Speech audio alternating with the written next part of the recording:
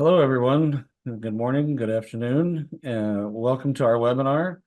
I'm John Tolbert, Director of Cybersecurity Research here at Cooper & Cole.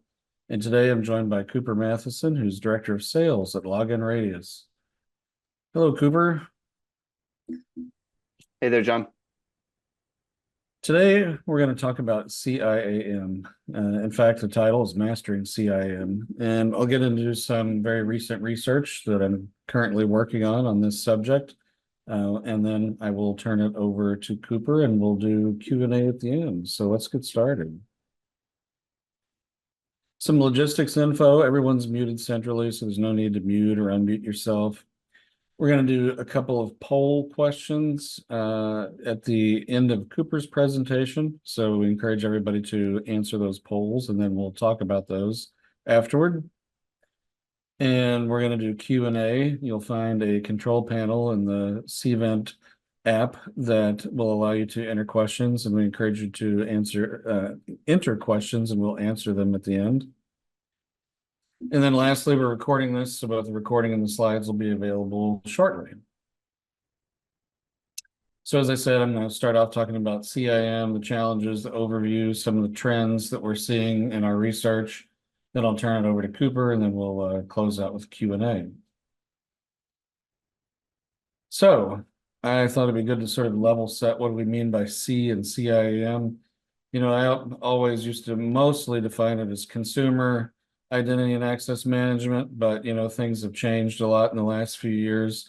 It's increasingly used for B2B, which we're going to dive into that in a few minutes. And then also citizen, G2C, or government to citizen.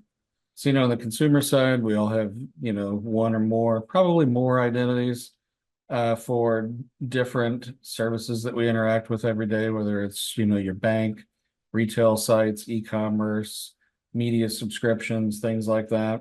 A lot of these require us to have device identity, not only our phones, but a lot of the devices that we buy need to be associated with our consumer accounts to manage them. On the customer IAM side, you know, you can think of supply chains, you know, with primary contractors and secondary contractors and, you know, the logistics that are involved with that. And on the G2C side, CIAM solutions are often used for paying your taxes online or applying for or renewing licenses of different kinds. So C and CIAM is pretty all-purpose. So what do people want when they go out and look for a CIAM solution? Well, maybe they already have a CIAM solution, or maybe they are using their old enterprise IAM solution and it's not really working that well for them. Obviously, we need to be able to find ways for them to register. Oftentimes that's using an email address. It's also the case where you may need to allow social network credentials. And sometimes now we're seeing decentralized identities for registration. You need to be able to host consumer profiles. LDAP has always been common for IAM, but you know, increasingly we see NoSQL kinds of databases used to house things like audio, video, photos, all sorts of things that you know your site might want to keep for consumers. From a business perspective, you really want to convert unknown users into known customers, and CIAM through the means of progressive profiling can really help with that. That's where you get basic information at the beginning and then just add to that as you go along. Don't overwhelm the consumer or customer with inordinate information requests from the beginning. Consent collection for regulatory compliance. We'll talk more about that in a few minutes too. Once you get that consent, you know, you want to use that information most likely if you're a for-profit business to figure out or to use marketing analytics and automation ultimately to increase revenue. We need to be able to offer better and stronger authentication and account recovery mechanisms to reduce fraud. As we probably all experienced, fraud feels like it's out of control. So there's lots of different aspects of fraud reduction that can come into play in CIAM solutions. And then lastly here, identity analytics for security. Knowing, you know, behavioral baselines for users can help determine when something anomalous is going on and improve your overall security.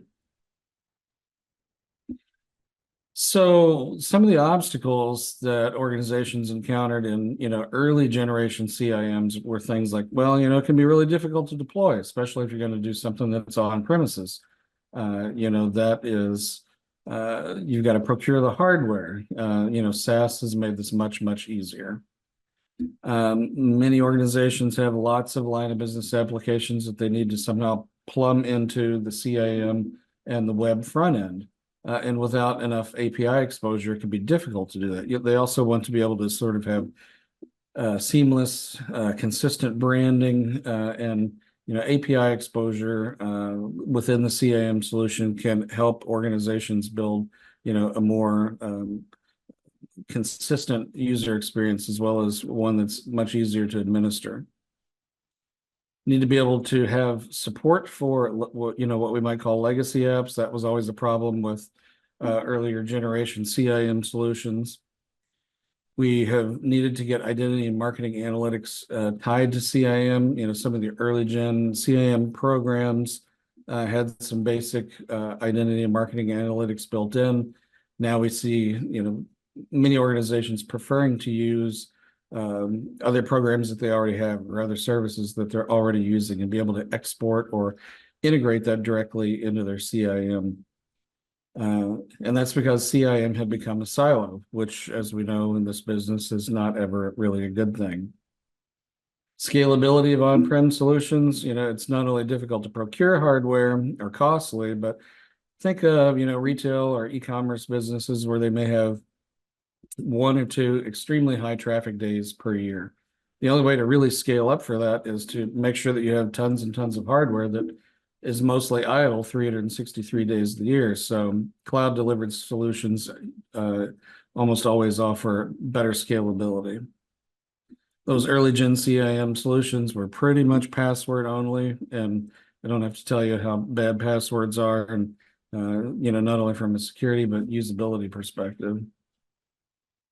They often didn't have, really, really good consent collection and management interfaces, which made it difficult to comply with all the different privacy regulations that are out there. And if anything, over the last 5 or 6 years, post GDPR, we've seen many more privacy regulations come into effect in all sorts of places around the world, and they're not all, harmonized.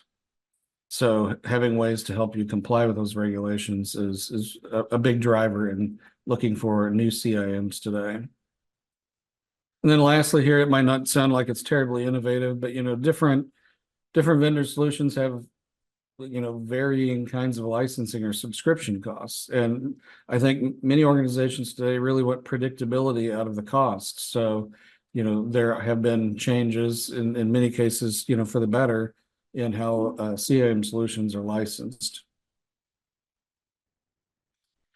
I mentioned fraud. I think we all know cybercrime seems like it's sort of getting out of control. We have two major fraud types that we want to talk about here today: ATO fraud, or account takeover, and account opening fraud.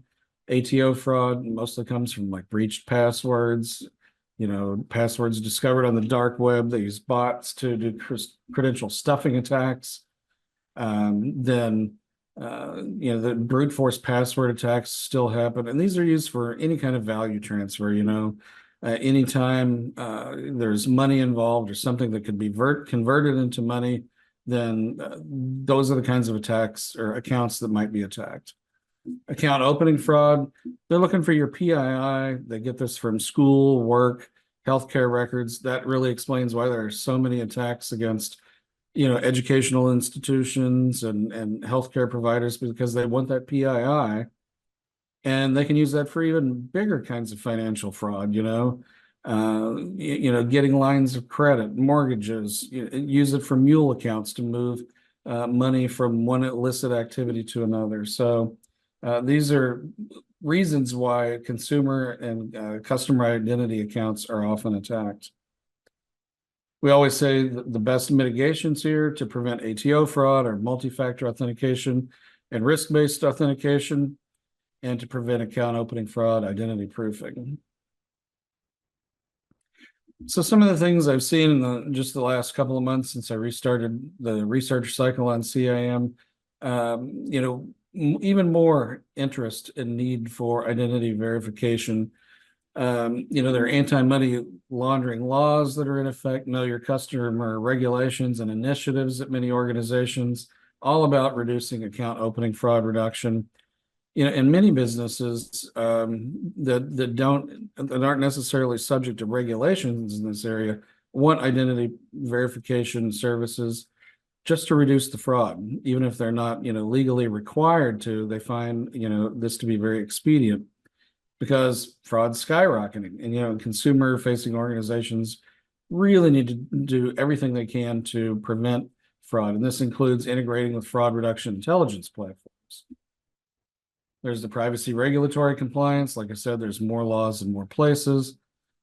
We talk about passwords. We really want passwordless authentication. And now we're here. There are many, many good passwordless authentication solutions out there. You can check our other research on that subject. Things like, passkeys that makes it so much easier to log in, much better usability and better security. We need to integrate and interoperate with lots of different kinds of applications. This is driving the whole API first approach. I mentioned briefly IoT device identities and consumer account linking. Think about anytime you go to the store, you buy, an electronic good or a home automation device or connected cars. They almost always have to be connected to some sort of an account. So CIAM solutions are really ramping up what they can do in the area of managing devices that are associated with accounts. And B2B and B2B2C use cases have greatly expanded. Almost every vendor that surveyed reports that this is a real area of growth. So I wanted to highlight some of the areas where CIAM solutions need integrations. This is what's being reported up through research today. Consumer data platforms. I thought I'd just briefly describe those for you. These are generally third-party systems that CIAM systems can interoperate with. In the case of CDPs, they take information from CIAM, but also from CRM, customer relationship management, email, social media, all sorts of different channels, put it all together. It allows you to resolve the identities, from all these different kinds of accounts, unify them, get the 360-degree view, as they often like to say, and then segment that data by demographics or preferences or behavior. Why? So you can do personalization, recommendation, really to be able to use it for marketing, and again, to increase revenue. It also gives you the opportunity to manage data, integrate with CPM, consent and privacy management solutions, which is up on the next slide, and then facilitate multi-channel customer activations. This is, using web, mobile, IoT, social media, all sorts of things. So you can have a unified view and a unified presentation to your customers. Consent and privacy management. I've said that, many CIAM solutions have pretty good consent and privacy management capabilities within them. But, some organizations, have bought third-party CPM solutions that kind of span the gamut of different kinds of applications that they use. In the CIAM solution, ideally would be able to integrate with third-party CPM solutions. So the things they do are collect and manage consents from multiple sources, including the CIAM, give you the ability to present different privacy policies in terms of services to different audiences, create data subject access request portals, offer preference management, and then help you with audits like doing PII inventories, mapping data flows, managing cookies. And again, this is something that while many CIAM solutions do this well, there are third-party consent and privacy management solutions that your CIAM would need to integrate with. Chatbot and payment service integration. This is a real area of innovation that we find in CIAM today. Not all that many vendors are offering this directly today, but there are a lot of AI-powered chatbots that are out there available today, and many organizations want to take advantage of it. They want to simplify the user experience, and often they want to reduce support costs. So being able to build that in or have it work with your CIAM is definitely a competitive advantage from their perspective. And like I said, not too many of them are providing these integrations directly just yet. Then there are payment services. This is really big for companies in retail and e-commerce that want to be able to, closely tie together their CIAM solutions with payment service providers. It's an integration that definitely makes sense for those kinds of industries. And right now, a few CIAM solution providers are offering these kinds of integrations. B2B CIAM. Here again, this is, business to business. Think about, a complex supply chain where maybe you have a primary and then, maybe even 50 secondary companies that are part of a big supply chain. The primary has to ultimately control access, but they need to delegate that access control to the 50 members of their supply chain.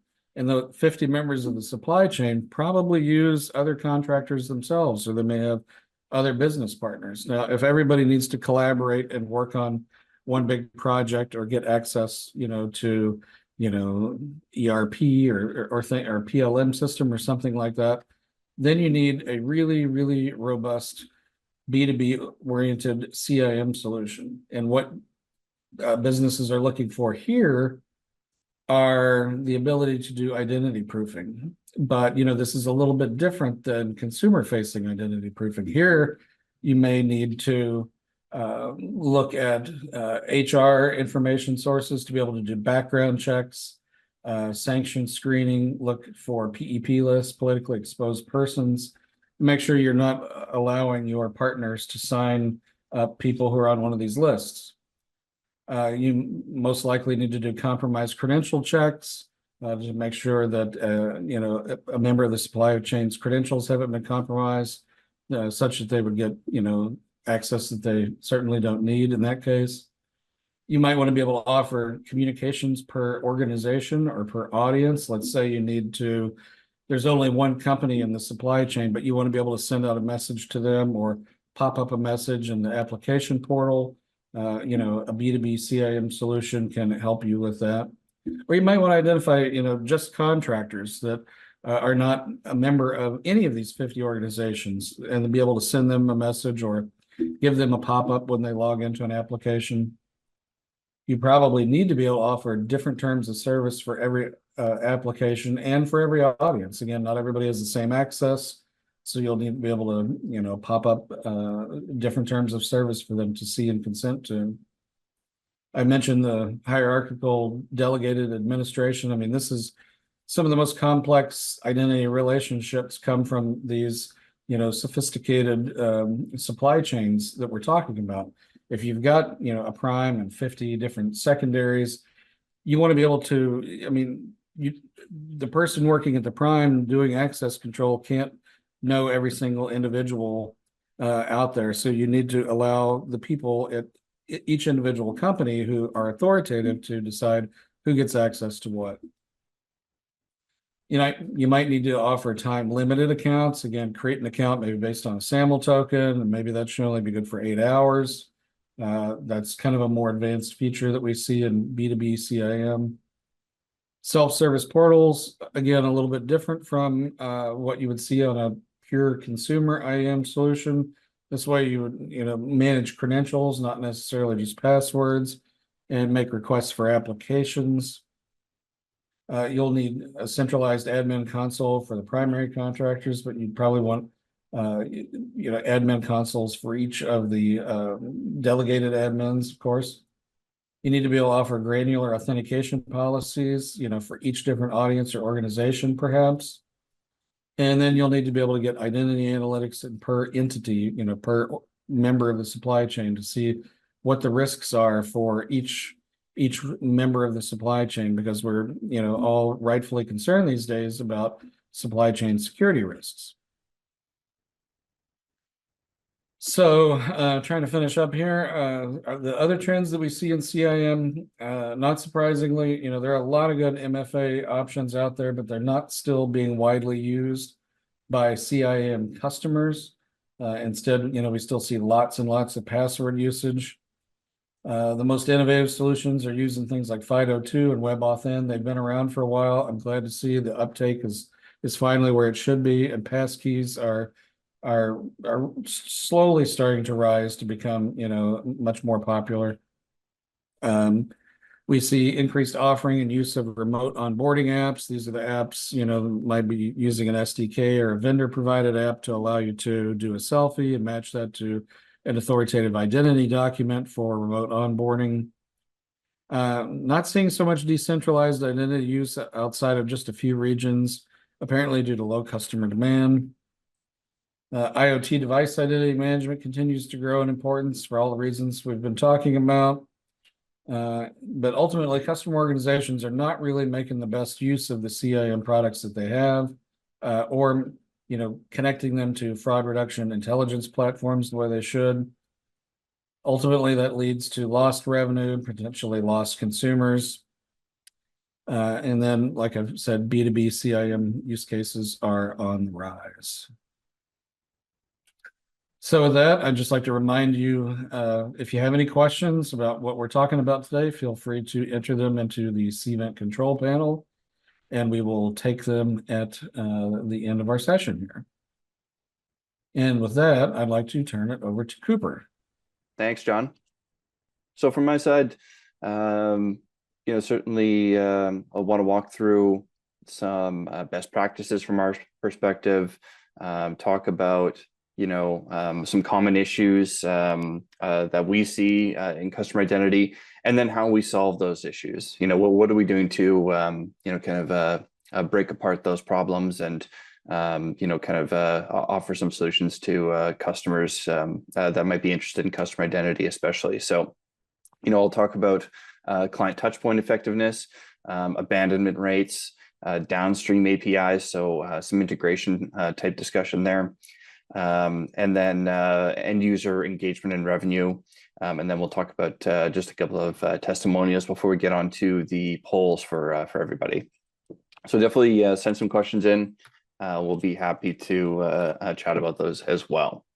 So from a touchpoint effectiveness, some of the challenges, some of the issues we see here, definitely, some problems with implementation of CIAM, some in-house systems, and some third-party as well, some vendor-led. So these can usually be broken down into a few different sections, like issues with security. Maybe having partners run their support channels and some breaches resulting of that. Maybe some just generally poor user experience. Maybe some complexity in registration forms, some confusing steps in the user flows, something like this, or maybe lack of options for authentication. And this, is a result of limited adoption. There's some resistance occasionally to using a vendor, maybe fears of security issues, fears of outsourcing that type of work, or moving away from an existing in-house solution that we see that too. And some inefficient processes there. So, kind of similar to the poor user experience, but a little bit different too. So, this is kind of like system availability issues or API efficiency issues. These types of things cause problems for users, or users will abandon the registration or the authentication process in those cases. And we'll talk a little bit more about that too. And then finally here, yeah, lack of integration. So, not having that customer data that you're gathering through customer identity or through your CIAM platform, not connecting that to your other third-party tools like a CDP that John mentioned, or a CRM, an analytics platform, these types of platforms. And then also, in the really worst cases, maybe not even integrating with an e-commerce platform or booking platform, something where the user has to log in a second time. So lack of federated single sign-on between the customer identity platform and the third-party system. So that's kind of like the worst case scenario right there. So for us, yeah, we kind of take in these different issues where we review these issues on an ongoing basis. Certainly, we think that customer identity, of course, is an answer to a lot of these problems.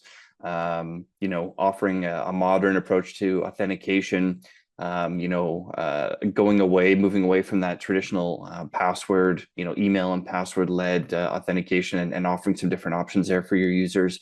Even that alone can get rid of a lot of these problems that we talked about. Advancing some features on the security front, offering tools like risk-based authentication. I'm sure we'd all be familiar. You log in from an unusual location, an unusual device. It sends you an email saying, "Hey, was this you? Confirm this action," something like that. So using some more modern type technology, that's going to help things on the security front, protect these end user accounts. That's always a big deal. And then lastly here, client touchpoint effectiveness. This is the integration. So making sure that all of your existing, digital properties, maybe your various websites, your mobile sites, and then all of your third-party applications as well. So like I talked about, connecting those, maybe an e-commerce platform or a booking platform, or something else that's going to ingest that customer data, making sure that we have that interconnectivity set up, and you're making the most out of that data, getting the most out of that customer information. And at the same time too, right, you're providing a good customer experience for those users. They log in once, they're automatically logged in on the website, and they logged in on the third-party platform as well. So offering that single sign-on experience is a nice to have too. So second here, abandonment rates. So, a lot of issues related to authentication, forms being complex, maybe requesting too much information on that first registration, first name, last name, location, preferences, date of birth, tons and tons of maybe check boxes on the form as well. The more fields that you have on that registration form, the more likely people are going to abandon. And we know that this abandonment rate can be 30% to 50%, depending on the industry. So for sure, streamlining those that registration can go a long way. User experience, yeah. So this gets into the API efficiency. Interfaces being confusing for users, or the page load times are slow, the API response times are slow.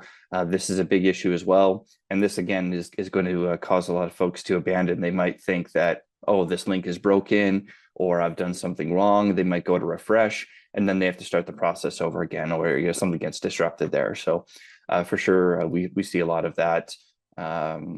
Customers have those types of issues, and they're looking for a vendor like Login Radius to solve it. Social login options, this not just social login, but other login options too, offering a variety of options for the users. So maybe you want to maintain that that old school approach of email and password, but you also want to offer something more modern like passwordless or social login, something that's going to be 2 clicks and then they're logged in, maybe 3 clicks at the most. That's going to reduce a lot of friction. Something as silly as someone having to log in, type in their email address, and they make a mistake on their email address. That right there can be a huge abandonment rate. So even just human error, reduce the chances of that by offering a social login option or a passwordless option. That can go a long way. So technical glitches. This a little bit on the API efficiency and response times, but leaning now more into system availability. So folks visit your website or your digital properties, they expect to be able to log in, quickly and easily. Any kind of system availability disruption can really throw a wrench in all of that. They may never return to your site if they face some downtime, or they're not able to access their account. They might feel that, oh, there's some security breach going on, so they lose trust instantly. So a lot of these types of issues can be avoided, especially if you've got a highly available customer identity platform. For us, we guarantee 4 nines, 99.99% system availability on a monthly basis. And we've actually overachieved on that. I think it's been over 3 years. We've had 100% system availability. So definitely having a strength there and offering, making sure that that platform is available to the end user, that goes a long way in continuing to, maintain that trust. And then, of course, we know every second of downtime, this can be very costly, especially for an e-commerce or a travel and tourism customer, a media customer. You can't serve that person ads anymore. They're going to go somewhere else to make a purchase. They might go somewhere else to view some content. So, this is a really big deal that really can't be understated at all. It's a big issue. And then, lastly here, cumbersome authentication. So, the multiple steps related to authentication, not just on the form, not just a lot of fields, but they fill out that form and then they have to go through another page and agree to some terms and conditions. Then they have to confirm their email address. This is now getting into 3 or 4 steps, and again, every step is going to increase the chance that that person abandons that whole workflow, that whole registration. So really trying to deal with that is or trying to reduce that is kind of a big issue. So like I talked about already, streamlining that registration process. We really promote progressive profiling. John mentioned that earlier. So, maybe you register with a more limited set of fields, maybe just first name and last name, email address, and, agreeing to receive emails from the brand or from the business. And then later, maybe when they're making a purchase, that's when we want to ask them for more information about their account. Maybe that's when we want to get, some of their favorite color. Maybe we want to get their birth date, something more relevant to the purchase. We can, offer up these different fields in a very customizable way based on any kind of event or trigger. Usually, a purchase is a common one, but it could be something more simple too, like they visited the website 5 times. Okay, now we feel that the user has built up a level of trust with that brand. Now we're going to serve them a request for more data and let them fill out their profile a little bit more. So this is an example of progressive profiling. Offering those other social login options, like I mentioned, definitely passwordless login, I think is a big one. And this is going to be demographic based as well, right? You have maybe an older population that's more likely to write down their passwords on a pen or, with a pen and notepad, like my parents. Definitely we want to avoid that, eliminate any issues with password resets or, lost passwords. Again, right, we're introducing more friction in that registration process if we're forcing someone to reset a password, or they have to walk around the house and try to find the notepad with the password written down. So utilizing something like social login or passwordless login, we can really skip that, offer a really smooth way for them to log in. Simplifying the authentication. So this gets into, the connections with the third-party platforms, offering some single sign-on, so the user doesn't have to log in a second time. Again, a big disruption and even, offers some confusion. I'm already on the website. Why am I being asked to log in a second time? And so a lot of clear instructions can avoid that type of confusion. But of course, having that connectivity to the third-party tools through federated single sign-on or web single sign-on even. Lastly here, enhanced user experience. So, making sure that customer identity is working well with your mobile apps or your mobile web view, trying to reduce those page load times and having an efficient API. This avoids that abandonment of the registration. And then, just having a nice user experience, a more modern user experience. People feel a little bit more comfortable. Even something as seems as minor as the visual aspect of the forms, that can build a lot of confidence for the users. Something that got CAPTCHA enabled. They're protecting my data, and they're this brand has a modern approach. Their security is trustworthy. So something as silly as that can go a long way, I think. Deploying downstream APIs. So this is an integration issue. We do see a lot of data silos, like John talked about that a little bit too. yeah, just customer data, of course, is everywhere. Every time a customer interacts with your brand, that's, an opportunity, or, it does generate data, whether it's, just visiting your website, Google Analytics is capturing that data. Or, they make a purchase. Okay, now we're into the e-commerce platform. There's data in the CRM, CDP platforms, these kinds of things. So, but we do see, even still today, there's a ton of that siloing of data, separation of data. And, most customers don't even know how many users they've got. How many monthly active users do we have? How many people are visiting our pages? How many people are making purchases?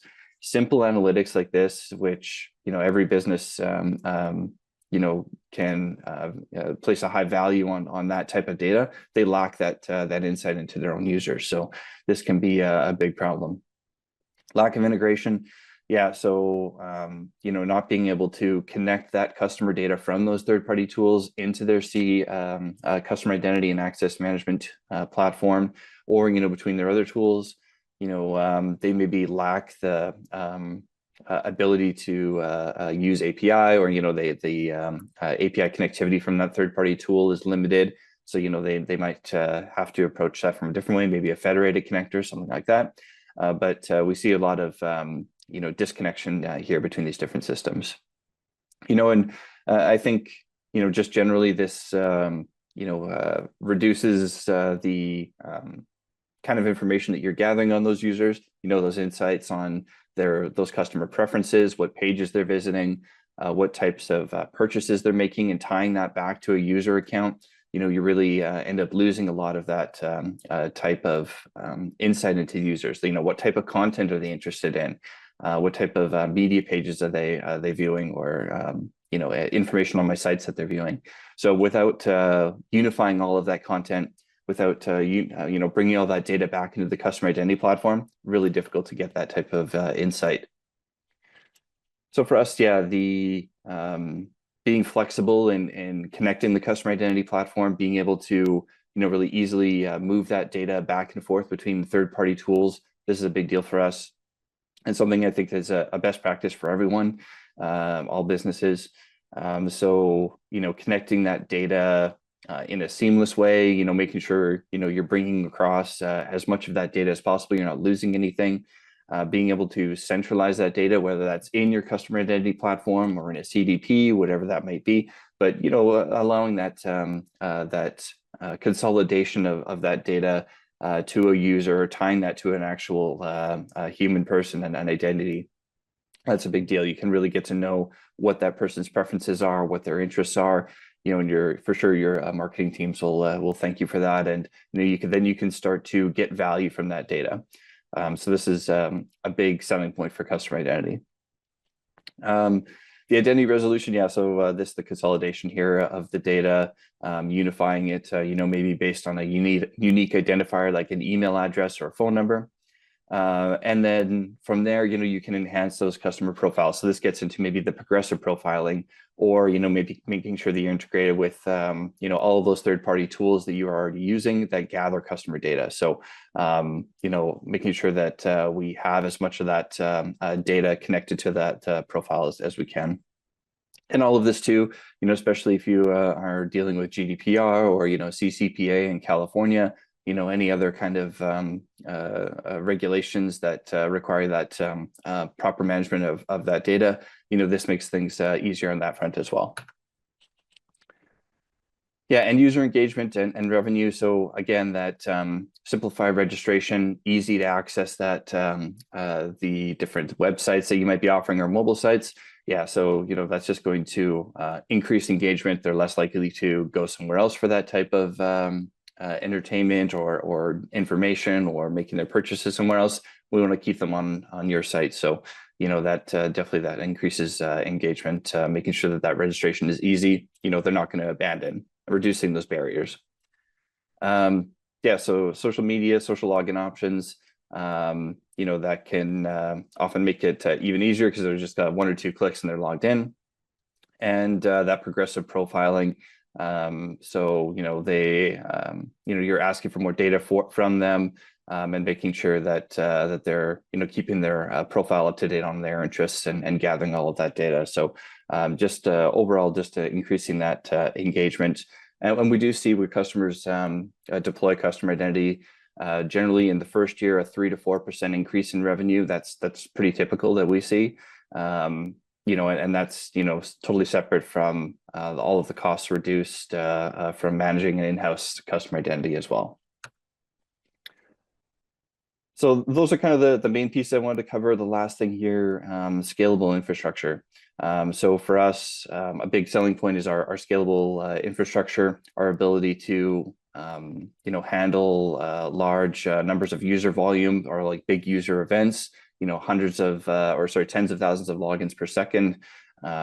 This is a specialty of ours. So we have servers that auto scale based on that type of activity.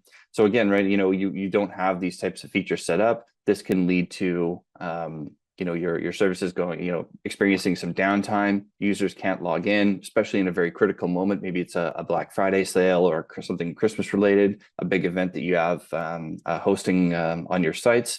Yeah, so this is at your most sensitive time, and your system is going to go down. Your customer identity is going to go down. That's the worst case scenario. So we've built Login Radius to be scalable, be able to manage that type of high volume for users. And definitely we've been very successful on that front. We offer, an industry best SLA. We guarantee that uptime. And like I said, we've exceeded that SLA over the past 3 years. And of course, data being hosted locally for privacy regulation purposes. Yeah, we host all over the globe, primarily with AWS, but we're flexible, for some unique requirements, maybe in China, something like that. We've got different hosting options and hosting partners all over the place. So definitely a ton of experience with that. Ease of implementation. Yeah. So, once you get maybe pick a vendor for customer identity, being able to quickly and easily deploy that tool, that's a big deal. Having a tool that's API driven is obviously going to be critical. Being able to connect that data to those third-party tools, having deployment options like SDKs and libraries that are going to work with your programming language for your different sites. That's something offering that is huge for us, and a lot of our customers get a lot of value out of that. And then the plug and play infrastructure. So, we set up the infrastructure for you. It's just a matter of deploying the actual forms or tools on your sites. And that can really speed up a lot of implementation as well. So you're getting to market faster. You're getting value out of the customer identity platform faster. CLI capabilities, yeah. Being able to interact with the platform, a lot of those automated workflows.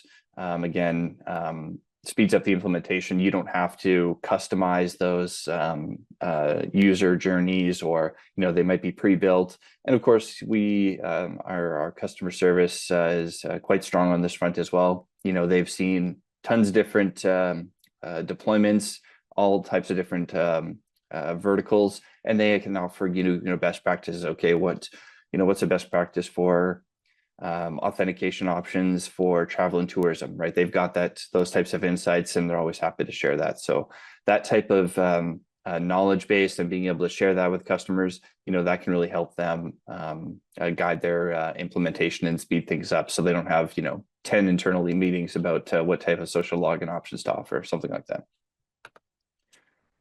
So from a testimonial perspective, yeah, I think we work with customers all across the globe, all kinds of different industries. So we've got Harry Rosen here on the e-commerce side.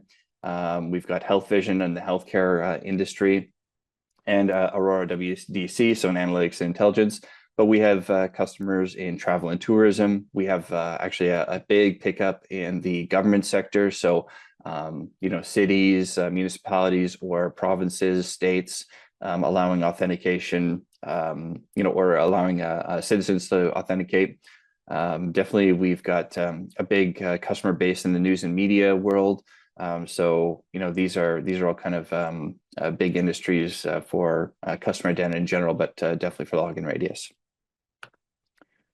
So I'll take a pause there. We've got the poll. We've got 2 polls actually. And so I'll quickly walk through the poll questions, and we'll get you to interact with those.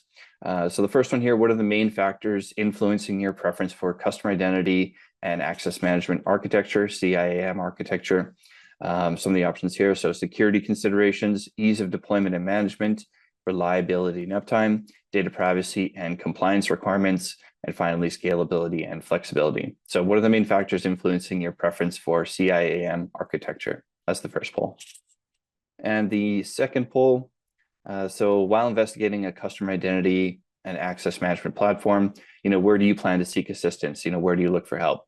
So use outside CIAM industry influencers, and analyst experts. So, something like Kupinger Cole. Turn to your own internal team, IT team, for research and recommendations. Look for a customer identity SaaS solution provider to share best practices and sample use cases from other successfully deployed clients. Or finally here, look at GSI for the entire lifecycle assistance. I think that's it from me, John. Happy to take any questions, of course, though. Okay, let's take a look at the poll results. So yeah, thank you for participating in that. Let's look here. We have, again, the first questions was what are the main factors influencing your preference for CIAM architecture? Here we got a tie for the top two, security and then ease of deployment and management. I think that's actually a very good split, and that kind of maps to what I've been hearing as I've been doing my latest round of research on this. What are your thoughts on that, Cooper? Yeah, same for us. Yeah, I think security, especially, data privacy and protecting those user accounts, that's always been front of mind, or has been front of mind for a long time. That's always going to be, a showstopper for a lot of folks, or, that's going to be they've maybe faced a breach, or they're hearing about somebody else in the industry. They've got a partner that faced a breach. They're going to want to plug those holes, and, what can we be doing better from a customer identity perspective to, up our game on the security front. So for sure that maps for us. We see that a lot. And then ease of deployment. This is when customers are picking a vendor, they don't want to be spending 8, 12 or more months deploying that solution. They want something that, hey, we know we've got a problem, we want to be able to fix it in a timely manner, right? So this is a big factor in picking a vendor. And yeah, for sure, we see a lot of that. And yeah, well, that's why we kind of place that emphasis on those deployment tools, and making sure it's we offer those best practices, and it's easy to deploy the platform. Before we move to the next poll question, I was previewing some of the questions that came in, and one of them was about, is more or less B2B CIAM, really a thing? Why can't you just do that with Identity Federation? And I assume your enterprise IAM, and I think it ties very closely to what you're saying here about ease of deployment. If you're, again, in a big complex supply chain scenario, and you've got a whole bunch of different vendors, it can be very difficult to, expand your enterprise IAM system, all the way down to like the LDAP schema to accommodate a whole bunch of different suppliers. In many cases, it can be easier to set up a brand new CIAM system that's focused on B2B, and then establish the Identity Federation relationships there.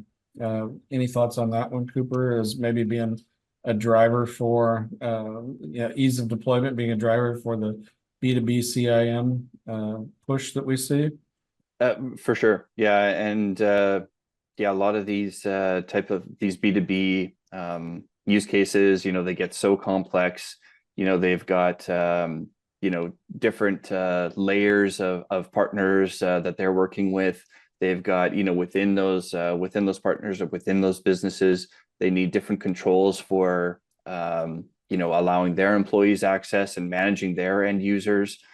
So these things can really quickly get complicated if the deployment is difficult, or you run into some issues on the deployment. So for sure that that ease of setup can really smooth things out, or maybe approaching the implementation in a different way, not trying to boil the ocean, to use the phrase, right? okay, we'll do one section of our business first, bring on like 2 or 3 of our B2B customers, and then we're going to, do another 2 or 3 in a few months, and trying to like break down the implementation that way. So yeah, being flexible from a vendor perspective, being flexible to support those types of deployments that can, really make or break a project. Great. Let's take a look at that second poll question response. While investigating a CIAM platform, where do you plan to seek assistance? Industry influencers and analysts, 8%, your own internal IT team, 33%. Look for a CIAM SaaS solution provider to share best practices and sample use cases from other successfully deployed clients, 59%. That's a pretty good place to look, but feel free to talk to analysts as well. Yeah, I think John, a lot of the customers that I talk to, they are doing all 3 of these actually, right? So, they might, and if I could suggest an order, they'll do B, A, and then C. So they'll turn to their internal IT team, and that team will end up doing a lot of research with industry influencers and analyst experts like yourself, like Upinger Cole, and they'll review those that content from those experts. So and then they'll go to a vendor and start finding out more about, okay, what is the what do the costs look like? What do the feature sets look like for the different vendors? What are the differences between the different vendors? What do they offer or not offer? So I think it's a combination of all 3 of these. That's what I see, at least. Yeah.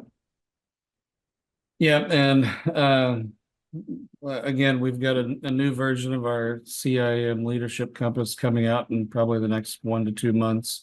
And this is probably the largest one yet. There are, over 24, 25 vendors that will be reviewing there. So lots of new things and even some new vendors that we haven't reviewed before. So really fascinating topic. Okay, we've got still quite a few questions to look at here. So let me try to squeeze in as many as we can before the end of our time. Thoughts, recommendations on using SDKs versus direct API integration for CIM implementations. I think API is definitely the modern way of doing it, but I know many solution providers offer SDKs, especially for mobile app integration. I think that's still an area where we see SDKs being used, but yeah, mostly businesses are interested in connecting things via APIs. Would you agree or disagree on that, Cooper? Yeah, I think more and more customers, businesses are moving towards the API deployment. But this is also dependent on their expertise. Do they have the team members familiar with API that can do that type of deployment? If they don't, then they might lean on an SDK a little bit more. So I think that's kind of the break point. And I think the other thing too, it's going to depend on the size of the customer. The larger the company, the more likely they are to have that expertise, or have that comfort with API, and so they're going to go direct to, with that approach. Yeah, that makes sense. Let's see, the next one is, can you share best practices on prioritization, most critical customer workflows in the registration process versus the next phase, critical customer flows? I assume this is probably talking about progressive profiling and what information do you need to collect first and what can wait. What would your suggestions be on that, Cooper? Yeah, the type of information to collect up front, as little as possible. Only what's, and it's going to be different from business to business. What's, what a media company might want to gather would be maybe just an email address and a password, or just the authentication, the social login steps, and nothing else. Maybe a checkbox to say, hey, yeah, we agree to receive emails.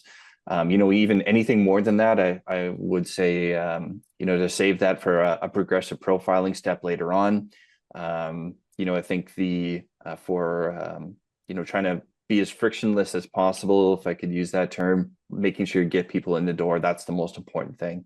And then, when they make a purchase, or, they built that trust with the brand, they're going to be coming back. That's a good time to ask for, other types of information that might be important to your business. And again, it's going to be different from industry to industry. Okay. Let's see, the next one. What are some of the strategies to obtain 5 nines resiliency from a CIAM implementation? Multi-cloud, multi-region. Well, definitely cloud-based. Look for a CIAM solution provider that will tell you where their data centers are.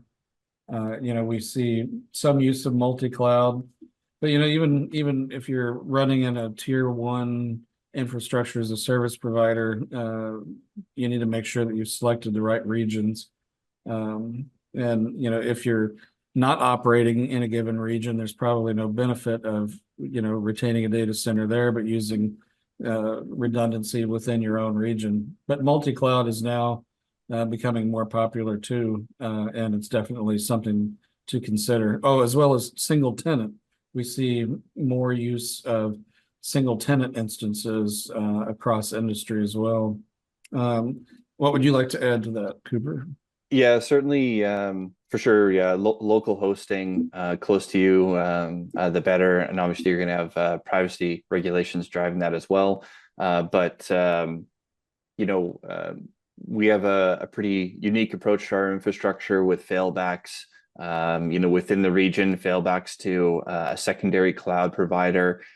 So yeah, we've put a lot of time and effort into making sure that those servers are scalable and highly available. Definitely the single tenant issue is coming up more and more. And I think that's going to depend on, the number or the user volume. If you've got, millions of monthly active users, you should be looking at a single tenant environment, and that's going to offer you the most stability. You're going to be able to manage those influx of users for big events, and definitely we recommend that for those larger customers. Okay. Yeah, we'll take one more here. That is, what are your thoughts on using SAML or OIDC based federation for B2B use cases? I would say I'm all in favor of that. Pretty much all CIAM solution providers today accept SAML and OIDC. I mean, there may be one or two that don't, but those are certainly just as common in the CIAM world as the IAM world. And there are some solution providers that really act as a federation hub. That's kind of their specialty. So it's definitely something that can help with deployment, help with ongoing maintenance, probably in most cases increase security because you get a little bit of that delegated administration as a result from just relying on identity federation. What are your thoughts on that, Cooper? Yeah, that's right, John. Yeah, I think especially on B2B, that they're all SAML or they're all federated, connector driven. Whether one connector is better than the other, it kind of depends on what type of tools you're offering and what type of connectivity you're offering. Picking a vendor based off of what connectors they offer. I think that that those offerings are pretty universal. All I can say is for us, we try to be as flexible as possible. We allow JWT, OpenID, SAML2, all these types of different connectors, and we just have to be flexible. And we see all kinds of different use cases, historic systems and new systems. So yeah, we try to be flexible. Well, great. Thanks. We got to the bottom of our question list, and I wanted to thank everybody for participating today. Great work on the polls, and thanks for your questions and watching. And thanks to Cooper for all your insights today. Any parting comments? No, thanks, John. Definitely appreciate the opportunity to present, and certainly we're happy to answer any other questions offline, and feel free to reach out to myself or anyone else at Login Radius for those types of questions. Yep, and if you have any questions about CIM in general, feel free to get in contact with me. All right, thanks everyone. Have a good rest of your day. Thank you.